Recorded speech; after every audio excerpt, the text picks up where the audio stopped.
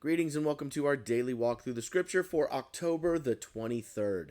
Your readings today, and there's a bit of it today, is Jeremiah chapter 44, starting in verse 24. You're going to finish that chapter out, and then you're going to read Jeremiah chapters 45, 46, and 47. And then you're going to jump over to 2 Timothy, and you're going to finish 2 Timothy chapter 2, starting in verse 22, and then you're going to read all of 2 Timothy chapter 3. Then you're also going to read Psalm 94 and Proverbs chapter 26, verses 6 through 8.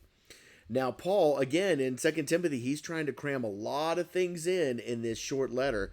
You know, he has that feeling of, wait, by the way, it's almost like a parent leaving and giving babysitter instructions. You know what I'm talking about? Where you go, oh, wait, don't forget this. And, oh, wait, by the way, don't forget this. And all before you're getting ready to leave and exit. And that's exactly what Paul is doing here. He's about to be done. And so he's doing these things. But we're going to highlight just a couple of spots on it today. One of them he talks about in chapter 2, verse 22, flee the evil desires. Other translations say flee youthful passions and pursue righteousness, faith, love, and peace, along with those who call on the Lord out of a pure heart. What exactly are the evil desires of youth, the youthful passions? Well, he kind of unpacks those things in verse 24 when he talks about don't have anything to do with foolish and stupid arguments. So a youthful passion would be someone who's argumentative, which I think, youthful passions often are that way. When we're young, we're very arrogant and conceited about the things that we know, even though we really don't know that much. And so we will argue. We will be impatient. We will be impetuous. We will do all of the things quicker than we really should. And so Paul is basically saying, slow down and pursue things that have real value. Things that he talked about yesterday in our reading. We want to make sure that we're focusing on things that are honoring of God rather than that. He talks about how we must be, in verse 25, gently instructed. Again, that's the impatient aspect of it. That's the argumentative part of it. So when he's warning about youthful passions, that's really what he's talking about, is don't let us be impetuous.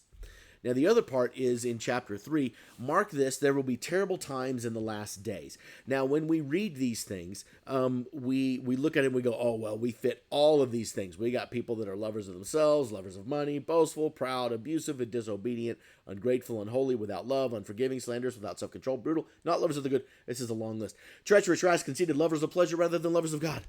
Having a form of godliness but denying its power and having nothing to do with such people. Whew, there's a lot there. And we look at this and we go, oh, well, we're all here. Well, here's the reality of it. We have been there. This hasn't changed.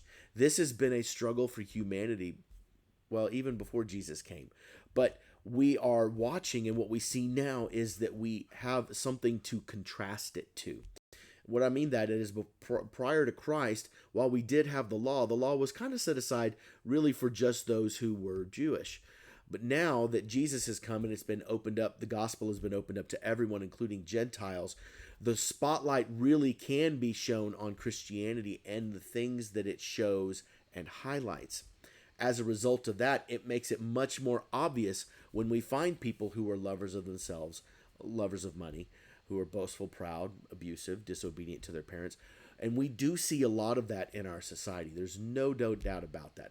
And that will continue in these last days until the day that Jesus comes back. But we got to really focus on these last days. When exactly is that? Well, the truth is, Paul thought he was in the last days. We think we're in the last days. Paul wasn't correct. We probably aren't correct.